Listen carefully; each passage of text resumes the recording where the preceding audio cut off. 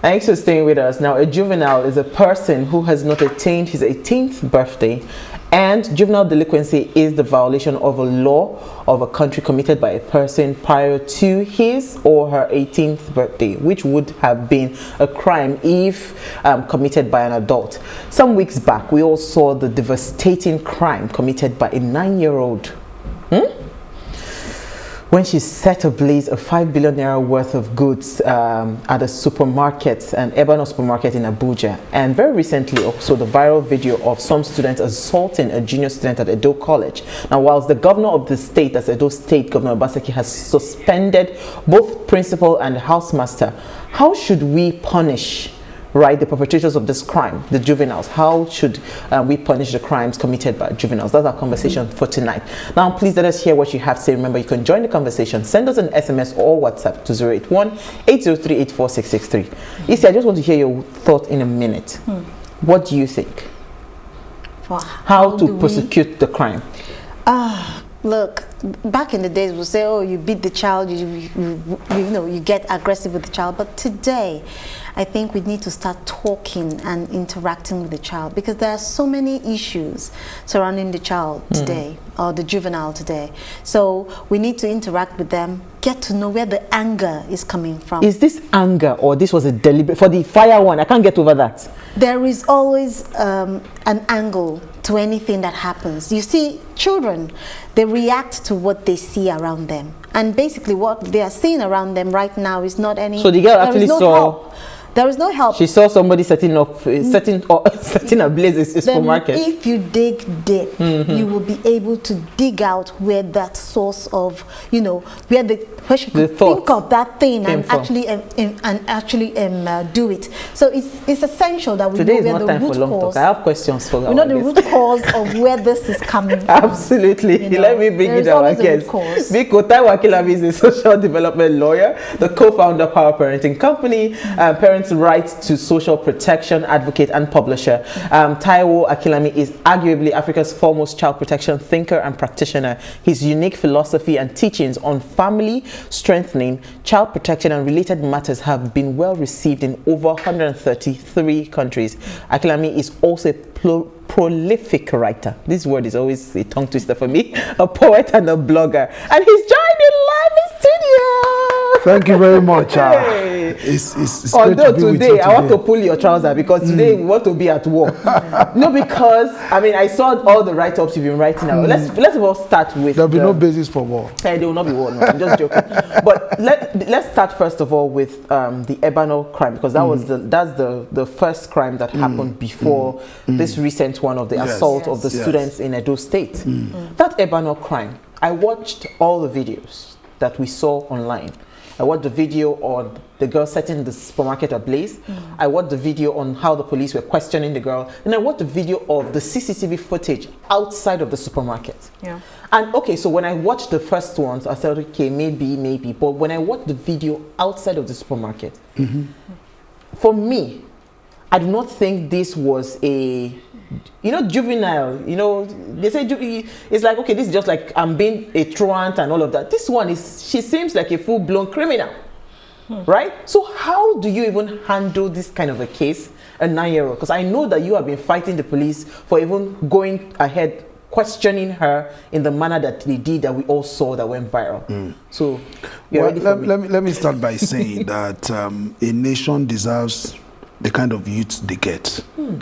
Our children came to this world blank, ready to receive. That's why Maria Montessori made it abundantly clear that children have absorbent mind. Why do you call younger age formative years? It is the years where children are formed.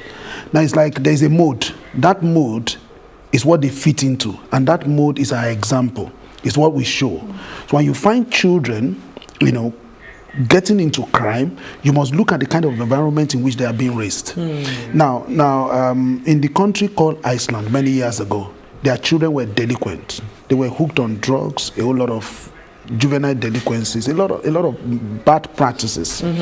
And they began to ask the question, why are our young people becoming the kind of people they were becoming?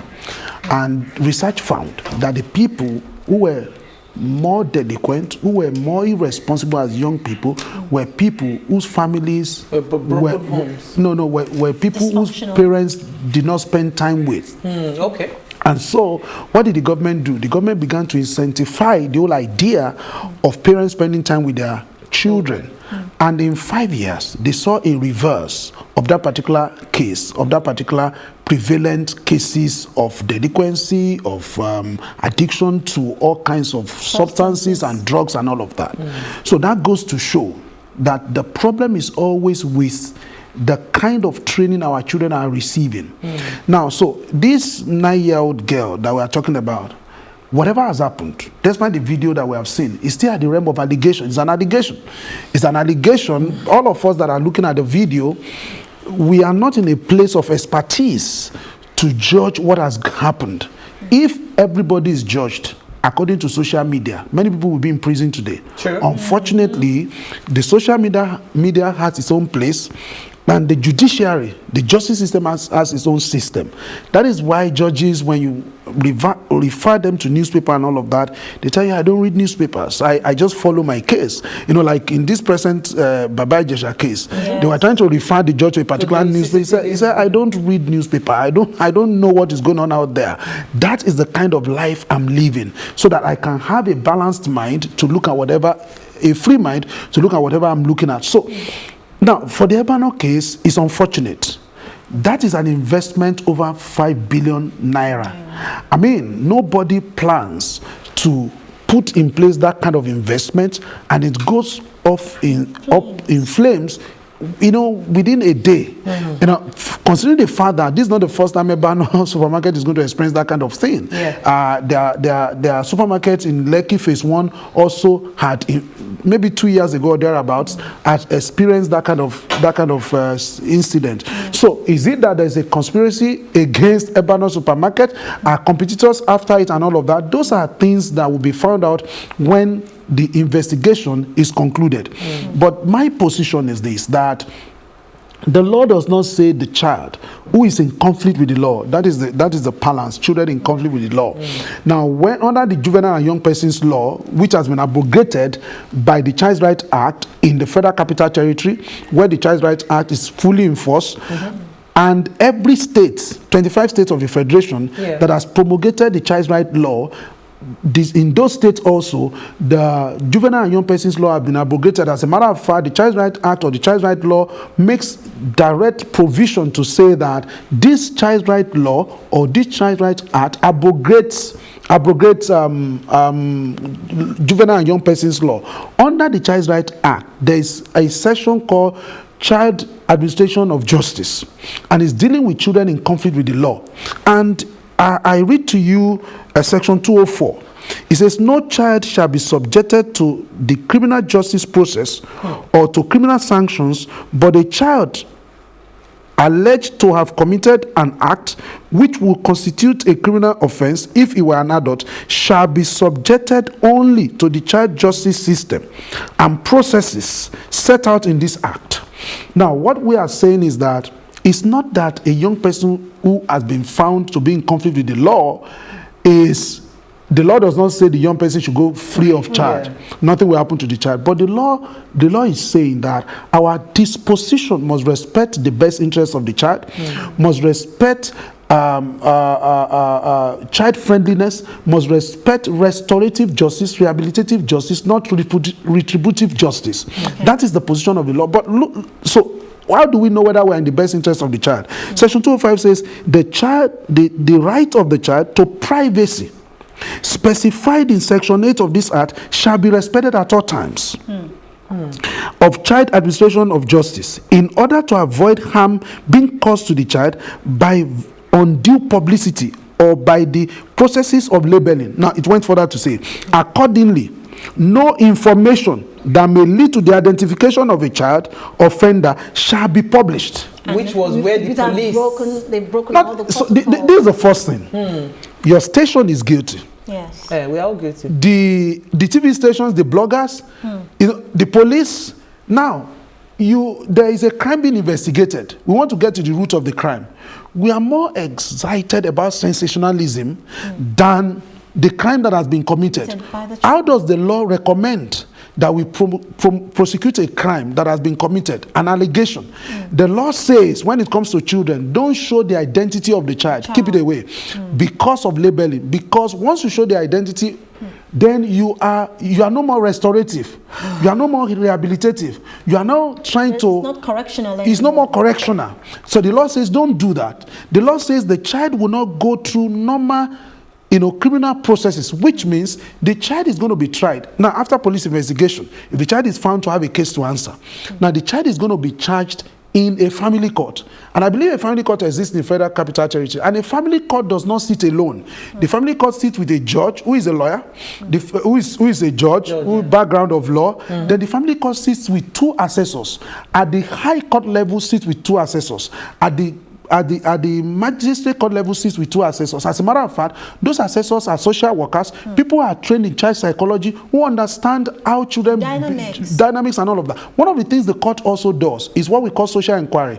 Now, when an adult commits a crime, there's one presumption of innocence. That is, the adult is innocent until proven guilty. But when a child commits a crime, a child in conflict with law, there are 2 levels of presumptions. Number 1 presumption is that the child is innocent until proven guilty. Number 2 presumption is that it must be assumed that the child does not have the mental and intellectual capacity to know the consequence of that action. It is therefore the responsibility of the state to prove that the child has the mental capacity and has the intellectual capacity. Was the child sent? Maybe. Then the law will still need to prove whether the child has the mental and intellectual capacity to have committed, to have, when she acceded to doing it, whether she has the mental and the intellectual capacity to have committed that crime. Those are the processes that have been flouted. Let me show you another section. Section 211. Under investigation, it says that avoid harm to the child, having due regard to the situation of the child and the circumstances of the case. In this session, harm includes the use of harsh language. Look at that investigation. We will slap you now. Yeah. Come to this side. Now, what did your mother take you to do? You are asking the child a question that is not within the knowledge of the child. Why did the mother take you there? Now, physical violence, exposure to environment, or any consequential physical, psychological, emotional injury or hurt. That is the position of the law. All of these have been flouted in the process of investigating this case. My position is not that the child must go scot-free. My position is not that that investment should go to ruins and we should just forget about it. My position is that when you are dealing with children who are in conflict with the law, we must tread cautiously. But Taiwo Akinlami, you are a lawyer. Sorry, Isi, I'll let you come in. There was a woman that held the hand of that girl, right? What does the law say about that woman? Yes, we know that according to the video, outside the video. Yes, now because she held them, they were looking at the fire and they now walked away. My point is, even if we cannot, because there are so many intricacies dealing with the child. There was an adult in that video. Then we are adults. Well, I don't know if that other girl she's up to 18, so I really cannot tell. But I'm talking about the real mature woman that we saw there. Can we not hold her on behalf of the child, from the legal point of view? This is the position of the law. Yeah. This you know why I'm saying this? Now look at what has happened in Edo State. Juxtapose that. The Edo State governor has fired I'm going to speak to that. Suspended the principal and the house master. No, don't worry. Based on that. So let him go back to that question. Couldn't we have held that woman accountable? So there are 2 issues involved here. Yeah. That incident allegedly happened at about 7 o'clock. Yes. So who leaves a child on his or her own at about 7 p.m. in a big supermarket like that? Negligence. The parent has a case to answer, in the sense that that child at that point was an unaccompanied child. Yes. The child could have been kidnapped. The child could have been consumed in the fire. Anything could have happened. So they have a case to answer at that level. because that child was supposed to be under the custody of someone at every point in time. The child was not supposed to be on his own. So we can hold the parent or the guardian or the person who took the child there responsible for not playing the role of protecting or guiding the child, so that the child went ahead and committed that crime. Now, another thing is this. If the child was sent, there are three aspects when a crime is committed. Number one, there's accessory before the fact. That is the person who architected the crime, who creates the environment for the crime to happen. That's an accessory. Yes. Somebody who says, you go there, take these matches, that's the way to go. Like if there was somebody like that, that's an accessory before the fact. You are not only accessory before the fact because you engineered the crime. You are also accessory before the fact because of some omissions that you allowed, like the mother now who took the child there. Even if the mother did not send the child, the question is, where were you when your 9-year-old went to send that place on fire? That's number one. Now there's now the actual person who committed the crime, this 9-year-old now who has been alleged to have committed that crime. Now there's now accessory after the fact. Accessory after the fact is the person who built a cover up, and for the person who has committed the crime, a means for the person to escape and all of that. In this matter, all of this are supposed to be investigated, but there's another position of the law which says that there's room for restitution. If the girl burns down a particular property, the girl is not working, she doesn't have means, the position of the law is that the court can rule that the parents of the child should take responsibility for rebuilding that place and paying that money and all of that. But the only way the parents are going to escape is to show that they were not negligent.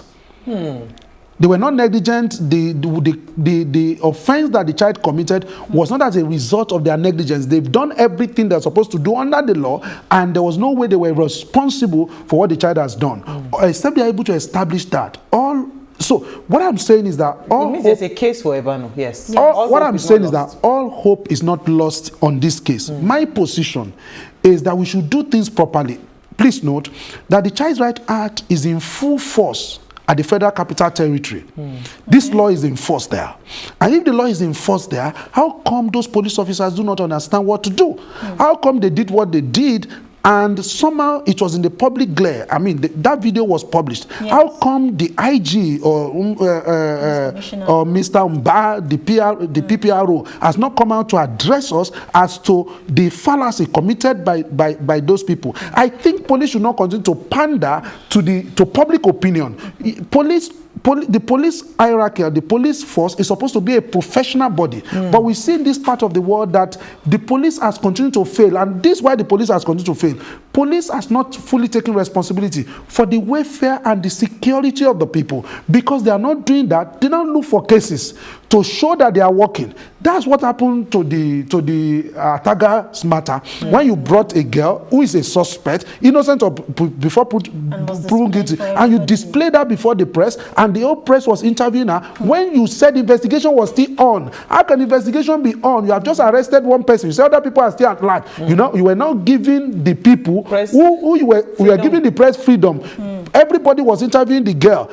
Even there's another interview, you know, making it sensational. Then you are saying that you are still investigating the case. Everything that the people who must have committed the crime with her needed to know to prepare their case, you were showing them. What kind of justice is that? If I may step in. Quick. Okay, if I may step in here now. The case that happened in Edo State. Yes. Basically, where we had the students, you know, bullying the the junior student. Okay, now we all know that in boarding schools things like this happen, but where did we get it wrong that it has gotten to a stage whereby, you know, there is so much aggression amongst the youths? Well, I do not commend the governor of Edo State for suspending the principal or the housemaster. That's what we do in this country. We cry after the milk has been spilled, but it ought not to be so. We've been saying it times over the years. Children are not protected by this kind of sanctions. After you have not suspended the principal, you have suspended the housemaster. What is next? Are you going to ask critical questions that led to that? So let me give you a quick example. My client's son was sodomized in a school. 2 seniors sodomized him. Private school, highbrow school, 6 figures school fees.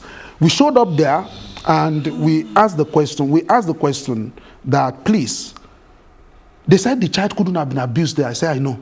I'm not even saying the child is abused there. What I'm saying, what measures did you put in place to ensure that it doesn't happen? Where is your child protection policy? Where is your child protection system codified into policy, broken down into processes on which everybody is trained? Where is your anti-bullying policy? What do you have in place to prevent this thing from happening? They didn't have. They trusted, some trust in policies, some trust in processes. We trust in the name of the Lord. And that is how we are going to get it happen, that we protect our children. Do you know that a child was being sodomized in a school, and he went to write a prayer request and said, Lord, I don't want these guys to see me again. The chaplain saw the prayer request and called the boy and prayed for the boy. Their eyes will not see you again. They will not catch you again. Oh my God. And the boy went back. Few months, for a whole time, they didn't come. The child thinking that everything was okay. And they came again. That same night, the child called the mom and said, Mom, I'm leaving this school today. The point I'm trying to make is this. In Edo State, if you want to investigate that case, what policy is in place to ensure that children are protected? What is the policy against bullying? How much time do we spend in training those children? What is happening is that we want to reap where we have not invested.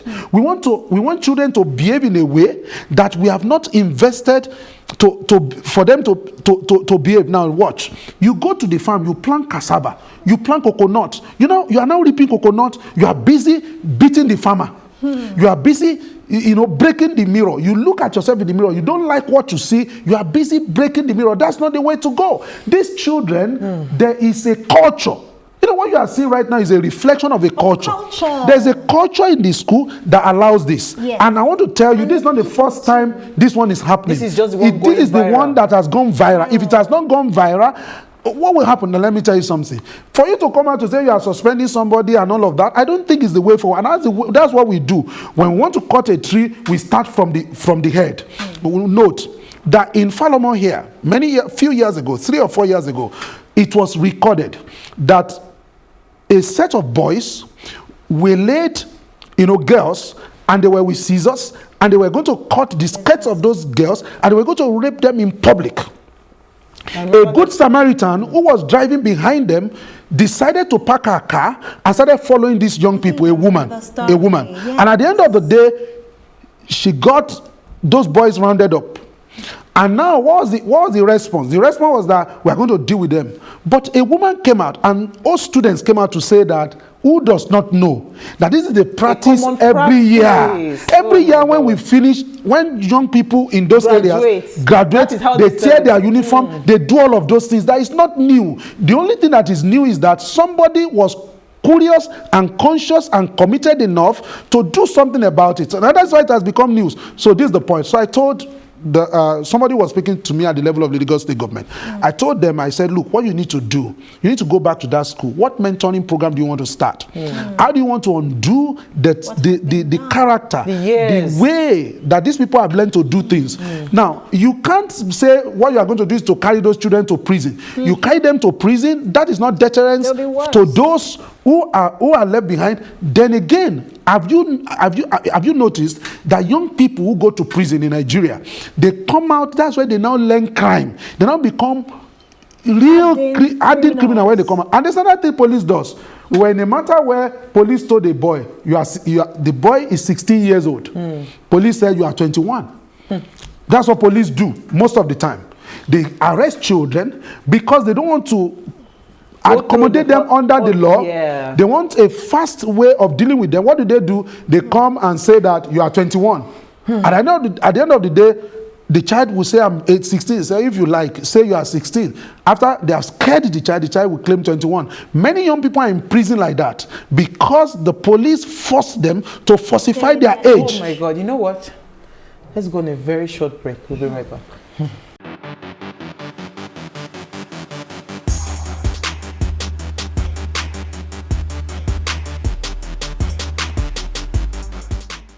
Now, If you just tuned in, we're having an amazing but very, very deep conversation with Taiwo Akinlami on handling child crime. Now, please let us hear what you have to say. Remember, you can join the conversation. Send us an SMS or WhatsApp to 081-803-84663. Taiwo, this matter is serious. Okay. So, if the people, because what you said just before we went on the break about police threatening the children to increase their age just because they do not want to go through trying them under the child rights law, you know, then where is the solution? You know, how do we begin to change some of these things? I mean, I 100% agree with what you've said about the culture. And some of these cultures is not like it's alien. It's actually in the faces of a lot of people. I remember clearly when I was going to serve, this was in 2006, when I was going to serve my NYSC. They posted me to some school, I won't mention, but I'll mention the area in Ifako.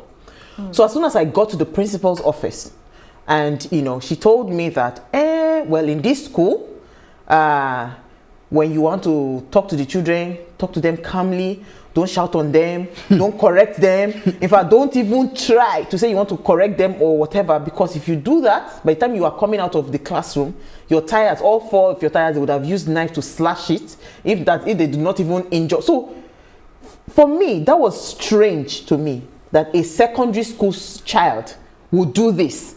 So I just told the woman, I said, please, madam, I really don't have energy. As you can see, I'm a nursing mother.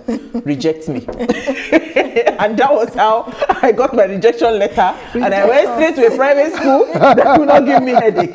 You know, but you see, the thing about the culture, for her to be that detailed, is not something that is hidden.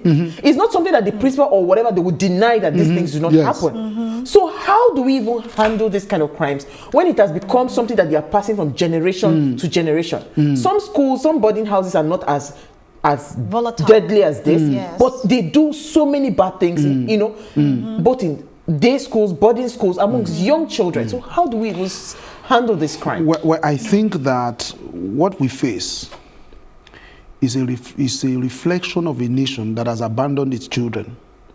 If a principal will sit in a school and give you that kind of orientation, which means the principal has accepted it as a fait accompli, there's nothing we can do about it. So which means our training here does not pay attention to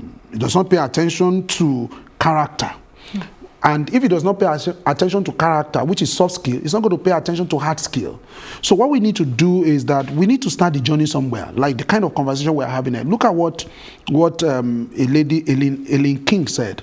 He said, since children spend a significant amount of their childhood in school, it is for this reason, if no other, I'm quoting her now, that school should be warm, caring and nurturing places where students feel supported and they feel protected.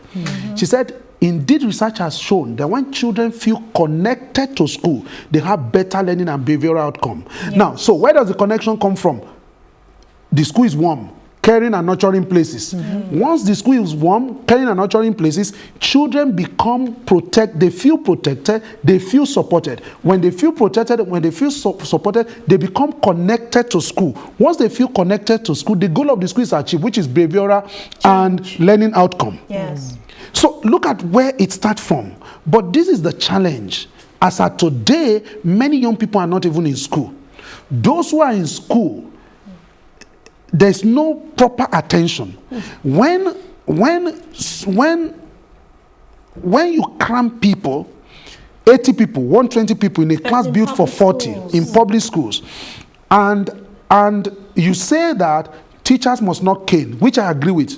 But if they must not cane, what is the alternative training they have on how to deal with these children? So what they do is they just leave them. You've said we should not cane them. The only way we know to do is to cane. That's how at least we raise our own children. We cane them. Now that you say that we should not cane them, then let's leave them. Because you see, the government was trying to correct a problem, which is the fact that children were being maimed and killed in the name of discipline. So government now came and said nobody should cane. Now the commissioner who is taking the decision, the commissioner is in the 36 state of federation is caning his or her own children at home. It's just making political statement. Because if you are not making a political statement, you are going to ask the question, so what kind of disciplinary measures do we put in place to help these children? I think that Again, there's no way we can have this conversation without taking it back to the state of the nation. The national question is still the fact that the Nigerian nation has no plan for its children.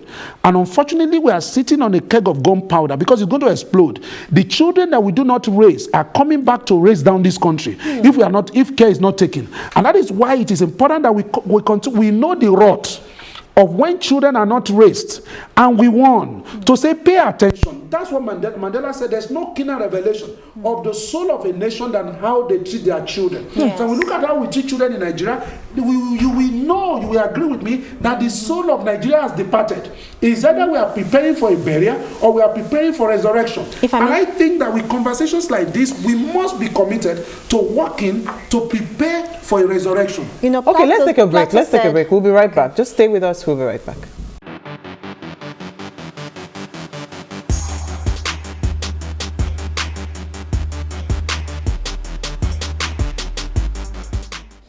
Thanks for staying with us. Okay, you were saying something about us losing the soul.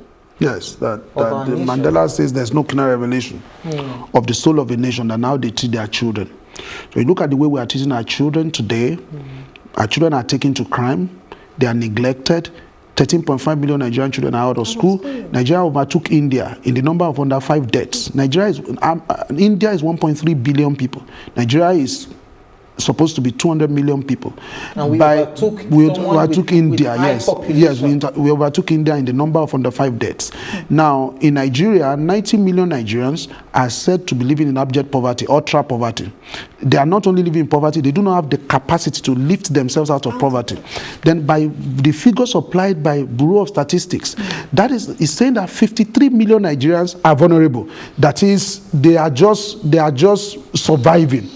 They are not poor, but they are surviving. So when you take 92%, 92 million plus 53, that's in a country of 200 million. So you're talking about 140 million, majority living in abject, 92 living in abject poverty, 53 living just from hand to mouth, so staying afloat. Then these people are raising children. This is the only country where the responsibility of raising children lies solely on the shoulder of the parents. That is the primary parents. Because there are 4 institutions that are responsible for raising children. In this place, we have abandoned it to parents. Now, the way we now parent, we show ourselves that our parents is our ability to pay school fees.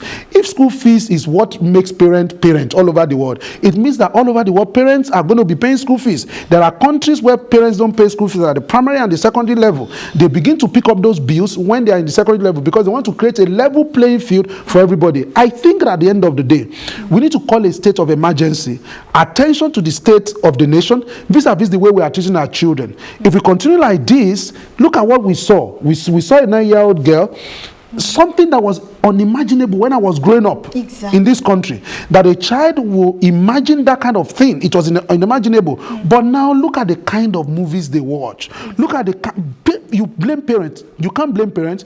Parents are working. Look at COVID. Now I was in the US and there are organizations, private and public, that are supporting parents with food, with deliveries, with all kinds of things, so that they won't feel the impact of COVID. Now note, a hotel hired 1,000 people. Now when during the lockdown, they laid them off. Now they called everybody back. Only 300 resumed because 700 is still enjoying palliative given by government. They are still enjoying their checks. So they didn't come back. But here, the case is completely different. Let me take a comment. You see, you have one as well. It says, good evening, ladies and gentlemen. Juvenile crime are to be dealt with by government of the day. Students in Edo State must be dealt with accordingly without fear or favor. We apply too much Western culture into our system. In the past, children are dealt with of their offenses by those in charge, like school or adults. In the UK, because he lives in the UK, any crime committed by an under 18 will go to the junior jail after conviction by the court, after conviction by the court, though the identity will be protected under UK Child Act. The parent can't be punished for the child antisocial offenses. So there is a child, what's it called, prison I be correctional center. There's correctional center in Nigeria now. There are Buster homes. There are in Lagos State, for example. One of my cousin now that went there. When he came back, he became times 10 of the crime that that took him there in the first place. There are Buster homes run by the federal government. There are correctional homes in Lagos State. We have for female, we have for male.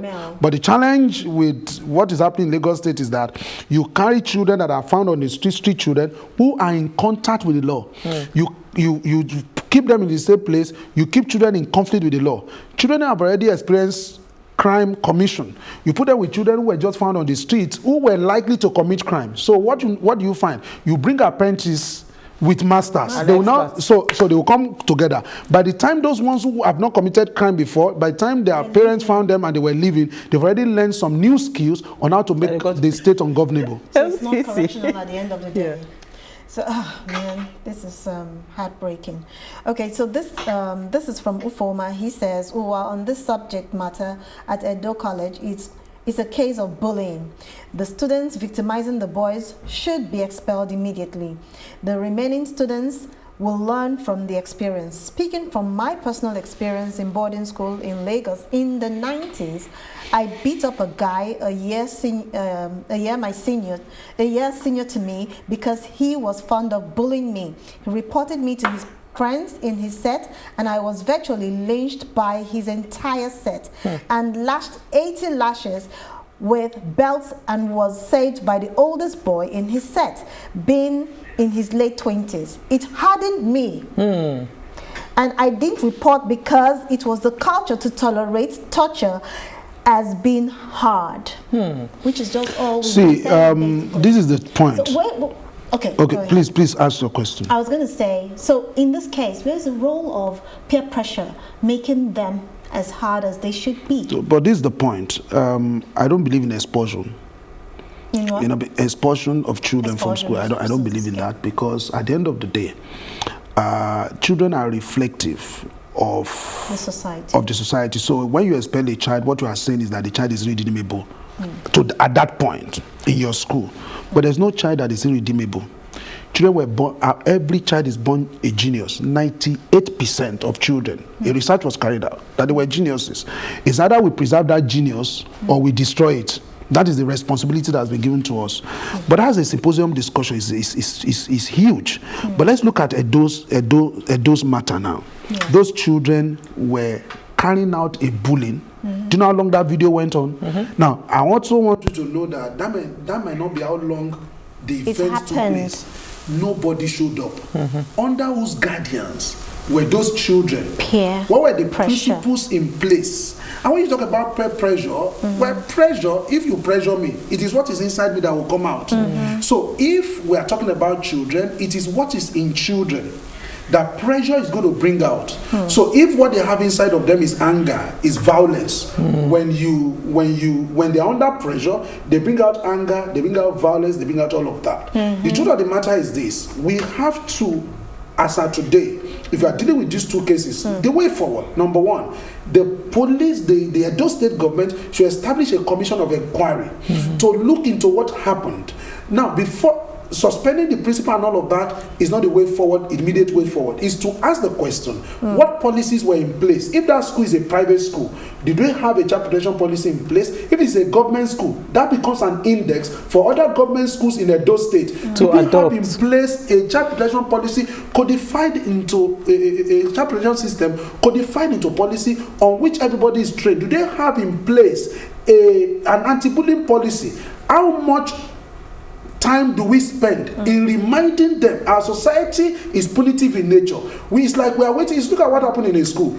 A girl entered the toilet, it's boys' toilet. A teacher saw her entering that boys' toilet. The teacher went to wait. Male or female? If a male teacher saw her, went to wait. Now waited. Knew that a boy was coming. Now waited for the boy to come. Once the boy entered the place, he waited a bit. He now entered the place, found the boy trying to wear a condom. That's at the point at which he picked them up. They now expelled both of them. They now called me into the matter. And I said, excuse me, You are a police officer. You saw that a crime was about to be committed. And you waited. You did not do anything. You waited for the crime to be committed, for the murder to be committed, for the house to be burnt. After it has not happened, you are there as a protector. You're supposed to protect these children. When you saw that a girl enters a boy's toilet, your first commitment immediately is to say, come, don't you know, even pretend that you don't know that she wants to do something. Come, don't you know that's a boy's hostel or a boy's toilet? Let her know, say, oh, I'm sorry, sir, I didn't know. And let her go away. But we'll wait for the crime to be committed first because we want to prove that we are committed. Taiwo Akinlami, this situation is going to be very, very, it's tougher than I thought. So, I like what you said, that there's always hope. I mean, no child is irredeemable. I mean, that's what I think I want to take home tonight, because it seems like, honestly, with every single day, the boldness as to which the crime is being committed these days is with a lot of, boldness. And again, we didn't even touch on drugs. Most of these children are also experimenting with drugs. So it will also explain some of this crime or the juvenile delinquency that they're exhibiting. Yes. So we don't know. We don't know if you will come back. Look at Lagos State. Look at our boys. These are young children who inflicted terror on some suburbs of Lagos during the lockdown. Our boys, 1,001 boys, 1 million boys. These are young people that people have to rise in their communities to begin to defend themselves. What is the future of the nation? And nobody has a game plan on how to restore these children. So are you working with the government, because we've really run out of time now? Yeah. Are you working with the government, and are you open also to them coming to you, because we need to put this structure in place? Because what I hear you say is that this is the structure. I've continued to work with government, but my challenge these days is that is government really ready for serious? Are they really committed? There's no point spending your time working with a group of people that are not ready, who might not, make use of everything that you are saying. A lot of people are set in their ways, because they do not exist for the welfare and the security of the people. That is the problem. But we keep making the efforts that we are making. Well, let's just keep making let's keep making that effort. And we'll keep talking about it. We'll keep talking about it. Thank you so much. It's always an honor to have you with us, on set. So before we go, do ensure, thank you, Issy. Before we go, do ensure you follow us on Instagrams at PlusTvAfrica. You can drop your comments, interact with us further. And we're planning a giveaway to say thank you to you for believing in the waistband and watching. So do well to follow us and like, share, comment, and invite your friends and family to also watch and follow us as well. So if you missed today's quote, here it is again. The only effective way to reduce and prevent juvenile crime is to balance tough enforcement measures with targeted, effective, and intervention initiative. I mean, if you listened very well to what Taiwo Akinlami said, there are a lot of initiatives that structures that we can put in place, that ensures that some of these crimes, are curbed. Thank you again. All right, we'll see you tomorrow at 8 p.m. as we bring another great conversation to your screen. Enjoy.